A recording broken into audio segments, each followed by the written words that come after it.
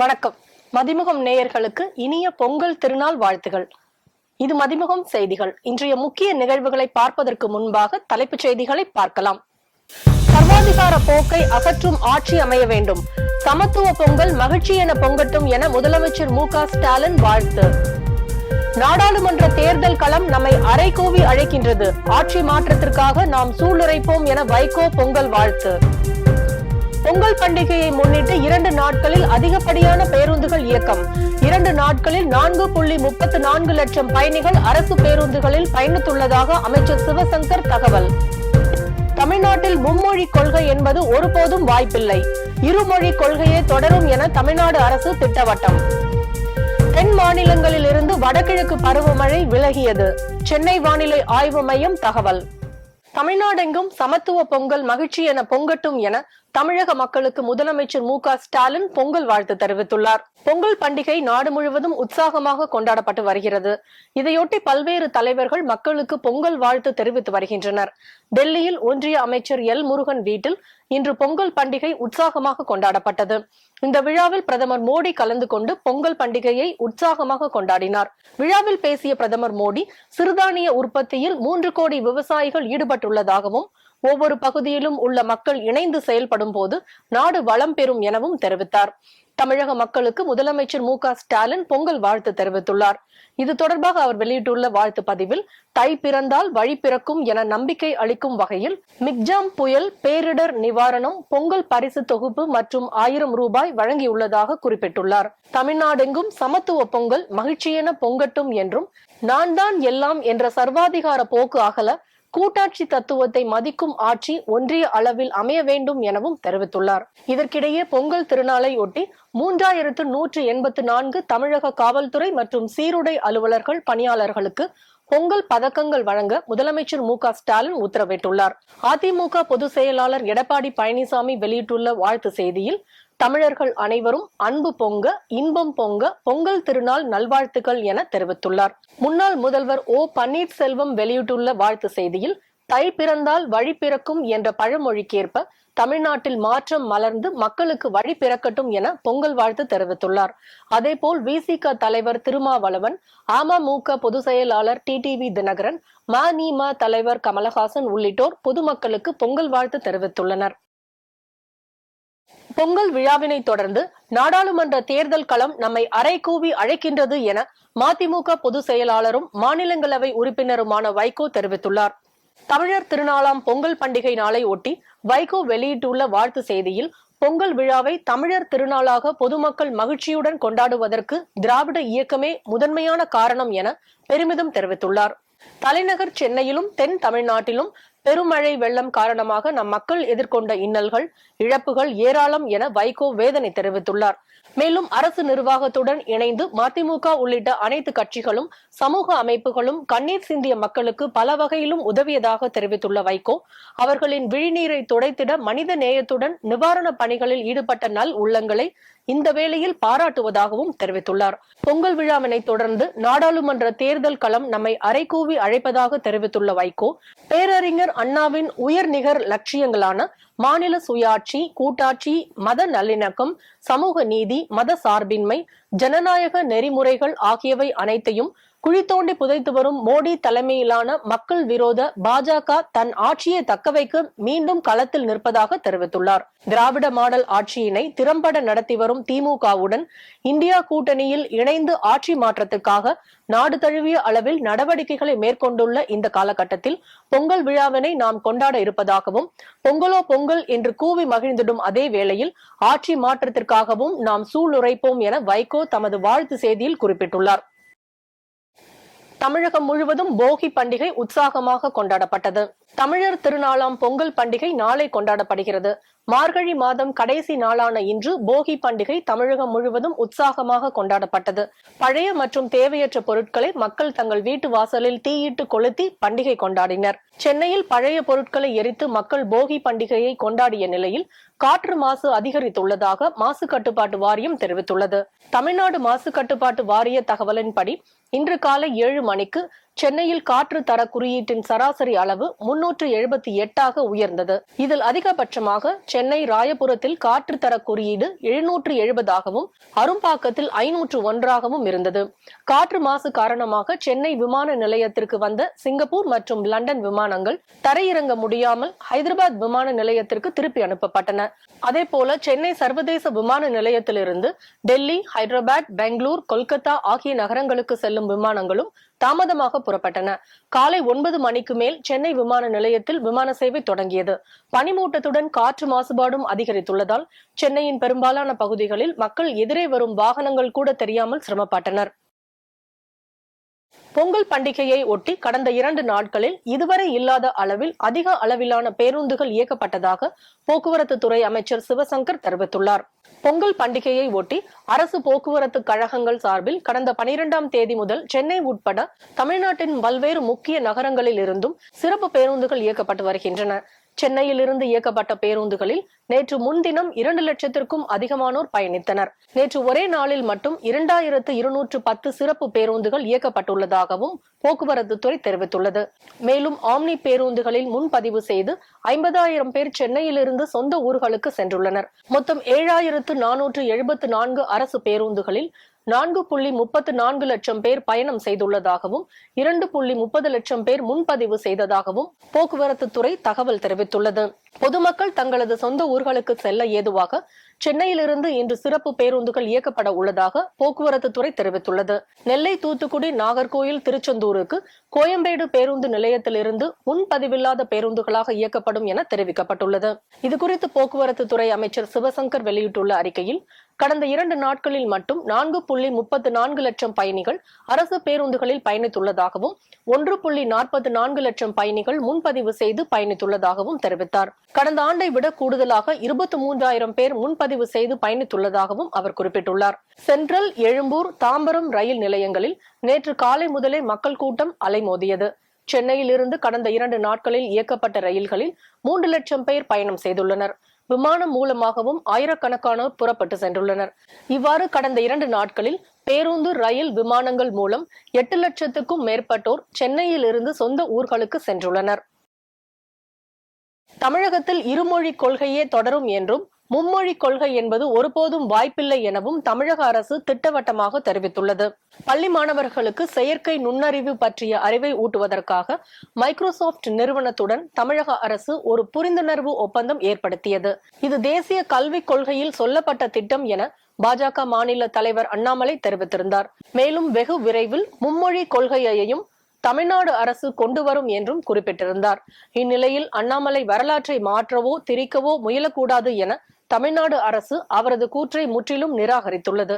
இதுகுறித்து தமிழக அரசு வெளியிட்டுள்ள செய்தி குறிப்பில் தமிழ்நாடு அரசு செய்ததை செய்து கொண்டிருப்பதை தேசிய கல்விக் கொள்கையில் இணைத்துவிட்டு தேசிய கல்விக் கொள்கையின்படி தமிழ்நாடு அரசு செயல்படுகிறது என்று சொல்வது நகைப்புக்குரியது என தெரிவித்துள்ளது.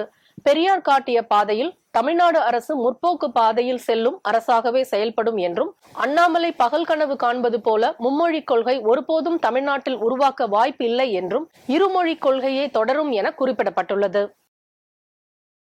காலாவதியான மற்றும் அனுமதியின்றி செயல்படும் அனைத்து கல் குவாரிகளும் 1 வாரத்திற்குள் மூடப்படும் என அமைச்சர் துரைமுருகன் தெரிவித்துள்ளார்.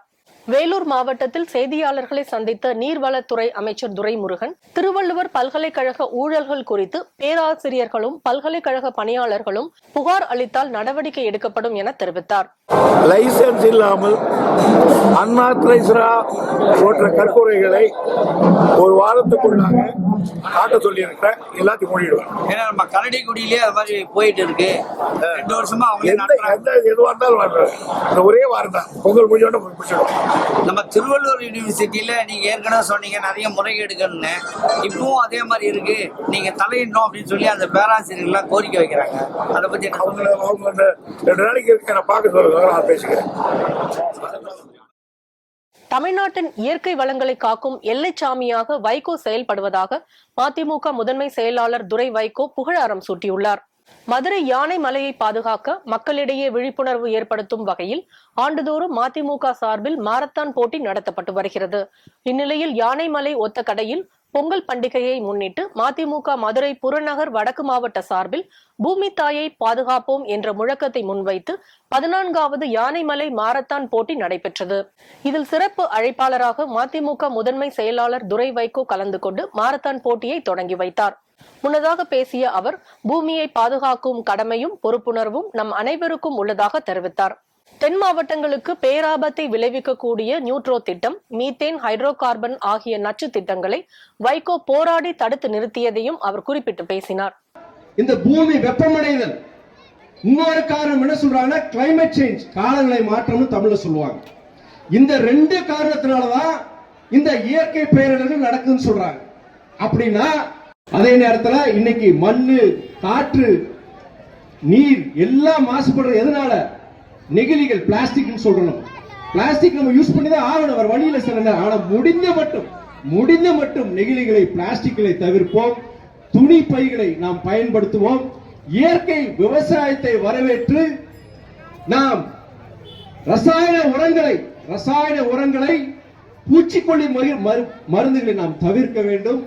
இதெல்லாம் நம்ம எடுத்துக்கொண்டு கொள்ள வேண்டிய, இதெல்லாம் நம்ம இன்னைக்கு நம்ம சொல்றதோட போயிடக்கூடாது. முடிந்த மட்டும் இப்ப என்ன நான் பண்றதுனால உலகம் மாறிடுமா நீங்க நினைக்க கூடாது. நாம் ஒவ்வொருவரும் இதுக்குண்டான முயற்சிகளில் ஈடுபட்டால் நம்மளுடைய உலகத்தை காக்கலாம். நாளைய தலைமுறைக்கு இந்த உலகம் ஒரு பத்திரமான இடம் வேணும்னு சொல்லிட்டு நம்ம கொடுத்துட்டு போகலாம். ஆனா நம்ம இல்லைன்னு வச்சுக்கோங்க, அடுத்து தூத்துக்குடியில் நடந்தது, சென்னையில் நடந்தது, இங்கேயே நடக்கும், திருச்சியில் நடக்கும், எல்லா இடத்துலையும் நடக்கும், எங்கேயும் தப்பிக்க முடியாது. சபரிமலையில் மகர ஜோதியை பக்தர்கள் தரிசிக்க 10 இடங்களில் சிறப்பு ஏற்பாடுகள் செய்யப்பட்டுள்ளன. சபரிமலை ஐயப்பன் கோயிலில் மண்டல பூஜை முடிந்து மகர விளக்கு பூஜைக்காக கடந்த டிசம்பர் 30ஆம் தேதி நடை திறக்கப்பட்டது. தினசரி வரும் பக்தர்கள் கூட்டம் அதிகரித்து வருவதால் சுமார் 18 மணி நேரம் வரை காத்திருந்து சாமி தரிசனம் செய்ய வேண்டிய நிலை ஏற்பட்டுள்ளது. மேலும் கூட்ட நெரிசலை தவிர்க்கும் வகையில் ஜனவரி 10ஆம் தேதி முதல் ஸ்பாட் புக்கிங் ரத்து செய்யப்பட்டுள்ளது. இந்நிலையில் நாளை மகர ஜோதி தரிசனம் நடைபெற உள்ளது. மகர விளக்கு பூஜையின் போது ஐயப்பனுக்கு அணிவிக்கப்படும் தங்க திரு ஆபரணங்கள் 3 சந்தன பெட்டிகளில் பந்தளம் அரண்மனையில் பாதுகாப்பாக வைக்கப்பட்டு உள்ளன. இந்த திரு ஆபரணங்கள் நேற்று அதிகாலையில் பலத்த பாதுகாப்புடன் அரண்மனையில் இருந்து பந்தளம் வலிய கோயிக்கல் சாஸ்தா கோயில் வளாகத்துக்கு கொண்டு வரப்பட்டது. இந்நிலையில் சபரிமலையில் மகர ஜோதியை பக்தர்கள் தரிசிக்க 10 இடங்களில் சிறப்பு ஏற்பாடுகள் செய்யப்பட்டுள்ளன. இதற்கிடையே சபரிமலையில் மகர விளக்கு பூஜையை ஒட்டி சென்னை கொல்லம் இடையே 16ஆம் தேதி சிறப்பு ரயில் இயக்கப்படுகிறது. கொல்லத்தில் ஜனவரி 16ஆம் தேதி அதிகாலை 3 மணிக்கு புறப்படும் சிறப்பு ரயில் இரவு 9 மணிக்கு சென்னை எழும்பூர் வந்தடையும் என்றும், மறுமார்க்கத்தில் எழும்பூரில் 16ஆம் தேதி இரவு 11:45க்கு புறப்படும் ரயில் மறுநாள் மாலை 5 மணிக்கு கொல்லம் சென்று சேரும் என தெரிவிக்கப்பட்டுள்ளது. அரசு பள்ளிக்கு நிலத்தை தானம் அளித்த அம்மாளுக்கு சிறப்பு விருது வழங்கப்படும் என முதலமைச்சர் மு.க.ஸ்டாலின் அறிவித்துள்ளார். மதுரை மாவட்டம் வேலூர் அருகே உள்ள கொடிக்குளம் கிராமத்தை சேர்ந்த அம்மாள் என்பவர் கொடிக்குளத்தில் உள்ள அரசு நடுநிலை பள்ளியை தரம் உயர்த்துவதற்காக தாமாக முன்வந்து 4 கோடி மதிப்பிலான 1.5 ஏக்கர் நிலத்தை அரசு பள்ளிக்கு தானமாக வழங்கினார். இந்நிலையில் அரசு பள்ளிக்கு நிலத்தை தானம் அளித்த அம்மாளுக்கு சிறப்பு விருது வழங்கப்படும் என முதலமைச்சர் மு.க.ஸ்டாலின் அறிவித்துள்ளார். தமிழ் சமூகத்தின் அடையாளமாக விளங்கும் அம்மாளின் கொடை உள்ளத்தை போற்றி பெருமைப்படுத்தும் வகையில் வரும் குடியரசு நாள் விழாவில் அரசின் சார்பில் அவருக்கு சிறப்பு விருது வழங்கப்படும் என தெரிவித்துள்ளார். தென் மாநிலங்களில் இருந்து வடகிழக்கு பருவமழை விலகியதாக சென்னை வானிலை ஆய்வு மையம் தெரிவித்துள்ளது. தமிழ்நாடு, புதுச்சேரி, காரைக்கால், கடலோர ஆந்திரா பகுதிகளில் இருந்து கடந்த அக்டோபர் 21ஆம் தேதி துவங்கிய வடகிழக்கு பருவமழை விலகியதாகவும், தென் தமிழக பகுதிகளில் வரும் 18, 19, 20 ஆகிய நாட்களில் லேசான மழைக்கு வாய்ப்பு உள்ளதாகவும் சென்னை வானிலை ஆய்வு மையம் தெரிவித்துள்ளது. தமிழகத்தில் ஓரிரு இடங்களில் நாளை அதிகாலை லேசான பனிமூட்டத்திற்கு வாய்ப்புள்ளதாகவும், சென்னையில் 2 நாட்களுக்கு அதிகாலை வேளையில் லேசான பனிமூட்டத்திற்கு வாய்ப்புள்ளதாகவும் வானிலை ஆய்வு மையம் தெரிவித்துள்ளது.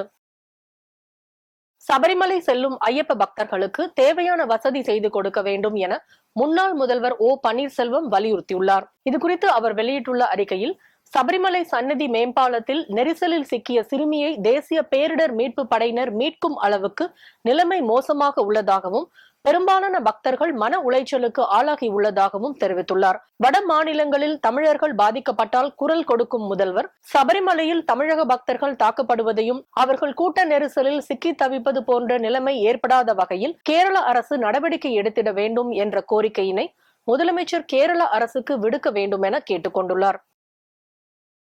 தருமபுரி மாவட்டம் பென்னாகரம் சட்டமன்ற தொகுதியில் சட்டமன்ற உறுப்பினர் ஜி.கே. மணி பொதுமக்களுடன் சேர்ந்து பொங்கல் கொண்டாடினார். திருப்பூரில் குமரன் சாலை பகுதியில் உள்ள திருப்பூர் மாநகர காவலர் குடியிருப்பு பகுதியில் நடைபெற்ற பொங்கல் விழாவில் மாநகர காவல் ஆணையர், மாநகர காவல் துணை ஆணையர் என அனைவரும் தமிழர் பாரம்பரிய உடைகளை அணிந்து பொங்கல் திருவிழாவினை கொண்டாடி மகிழ்ந்தனர். கரூர் மாவட்டத்தில் திமுக சார்பில் மாவட்ட திமுக அலுவலகமான கலைஞர் அறிவாலயத்தில் மாவட்ட அவைத்தலைவர் ராஜேந்திரன் தலைமையில் சமத்துவ பொங்கல் விழா கொண்டாடப்பட்டது. மயிலாடுதுறை மாவட்டம் நீடூரில் பகுதியில் உள்ள தனியார் பள்ளி ஒன்றில் சமத்துவ பொங்கல் விழா மற்றும் பொங்கல் விளையாட்டு போட்டிகள் நடைபெற்றது. மதுரை திருப்பரங்குன்றம் மன்னர் திருமலை நாயக்கர் கல்லூரியில் பொங்கல் விழா உற்சாகமாக கொண்டாடப்பட்டது. நாகப்பட்டினம் மாவட்டம் பாப்பாகோவில் கிராமத்தில் உள்ள சர் ஐசக் நியூட்டன் பள்ளியில் மாணவ மாணவிகள் உற்சாகமாக பொங்கல் விழாவை கொண்டாடி மகிழ்ந்தனர்.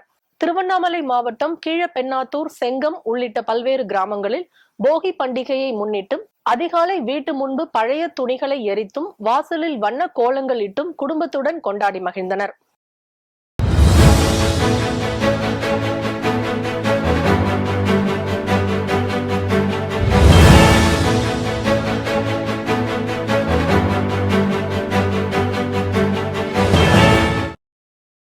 திருவண்ணாமலை வேட்டவலம் திருக்கோவிலூர் சாலை சந்திப்பில் திருவள்ளுவர் சிலையை தமிழக பொதுப்பணித்துறை அமைச்சர் ஏவா வேலு திறந்து வைத்தார்.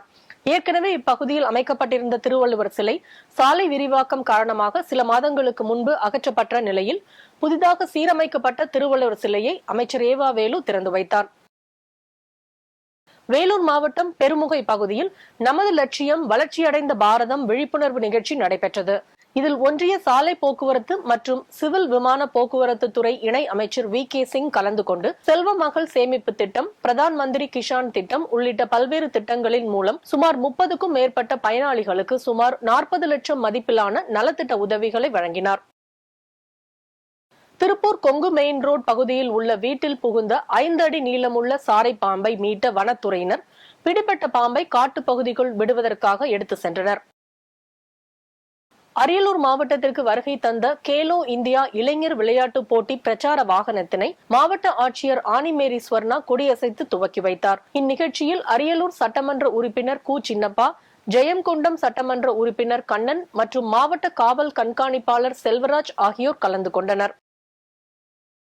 திருப்பத்தூர் மாவட்டம் ஆம்பூர் அருகே பண்ணை நிலத்தில் கட்டி வைக்கப்பட்டிருந்த கறவை மாடுகளுக்கு தீவனம் அளித்த அடுத்த சில நிமிடங்களில் அடுத்தடுத்து 6 கறவை மாடுகள் உயிரிழந்த சம்பவம் அப்பகுதி மக்கள் மற்றும் விவசாயிகளிடையே பெரும் அதிர்ச்சியை ஏற்படுத்தியுள்ளது. தகவலின் பேரில் சம்பவ இடத்திற்கு விரைந்து வந்த கால்நடை பராமரிப்பு துறையினர் இதுகுறித்து விசாரணை மேற்கொண்டு வருகின்றனர். தேசிய சாலை பாதுகாப்பு வாரத்தை முன்னிட்டு ரோட்டரி சங்கங்கள் இணைந்து மாபெரும் சாலை பாதுகாப்பு விழிப்புணர்வு நிகழ்ச்சியினை மேற்கொண்டது. விழிப்புணர்வு நிகழ்ச்சி சென்னையின் பல்வேறு பிரதான சாலைகளிலும் இடங்களிலும் நடத்தப்பட்டது.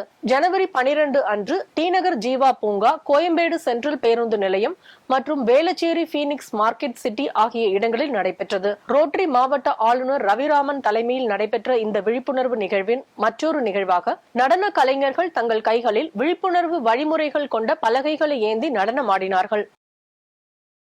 சென்னை சவுகார்பேட்டை முத்தையா தெருவில் அமைந்துள்ள ஸ்ரீ பதன் சந்து சையர் சந்த் சோதியா மெட்ரிகுலேஷன் பள்ளி சார்பில் பொங்கல் விழா கொண்டாடப்பட்டது. இதில் பள்ளி மாணவ மாணவிகள் தமிழ் கலாச்சார உடை அணிந்து சுதந்திர போராட்டத்திற்காக போராடிய விடுதலை போராட்ட வீரர்கள் மற்றும் முன்னாள் தலைவர்கள் உருவங்கள் பதித்த பதாகைகளுடன் ஊர்வலம் சென்றனர். திருவள்ளூர் மாவட்டம் பழவேற்காட்டில் இருசக்கர வாகன விபத்தில் சாத்தான்குப்பத்தை சேர்ந்த முத்துக்குமார், பசியாவரத்தை சேர்ந்த சிகாமணி ஆகிய இருவர் உயிரிழந்தனர். சாலை விபத்துகள் அதிகம் நடப்பதால் பசியாவரம் மேம்பால பணிகளை விரைவில் முடித்து மக்கள் பயன்பாட்டிற்கு திறக்க வேண்டும் என அப்பகுதி மக்கள் கோரிக்கை வைத்துள்ளனர். எய்ம்ஸ் பணிகள் விரைவில் துவங்க ஒன்றிய அமைச்சரை சந்தித்து வலியுறுத்த போவதாக தேனி எம்பி ஓ.பி. ரவீந்திரநாத் தெரிவித்துள்ளார். மதுரை விமான நிலையத்தில் செய்தியாளர்களை சந்தித்த அவர் இதனை தெரிவித்தார்.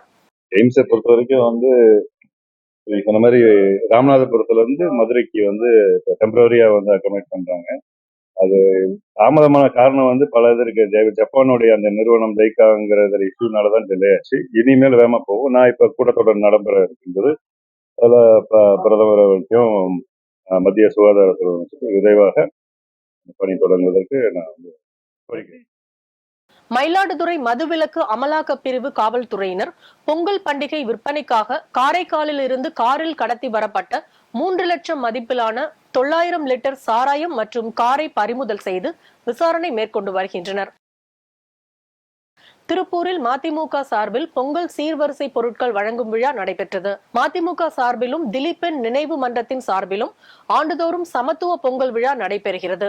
இந்நிலையில் 26ஆம் ஆண்டு பொங்கல் வைக்கும் விழாவில் பொங்கல் வைப்பதற்கான சீர்வரிசை பொருட்கள் வழங்கும் நிகழ்ச்சி மாநகர மாவட்ட செயலாளர் அரிமா ஆர் நாகராஜ் தலைமையில் நடைபெற்றது. இதில் பெண்கள் நீண்ட வரிசையில் நின்று பொங்கல் விழாவில் கலந்து கொள்வதற்காக சீர்வரிசை பொருட்களை வாங்கி சென்றனர். மாநகர மாவட்ட பொருளாளர் சண்முக சுந்தரம், மாநில செயற்குழு உறுப்பினர் சக்திவேல், மாநகர மாவட்ட துணை செயலாளர் குமார் உள்ளிட்ட ஏராளமான மதிமுக நிர்வாகிகள் கலந்து கொண்டு சீர்வரிசை பொருட்களை வழங்கினர்.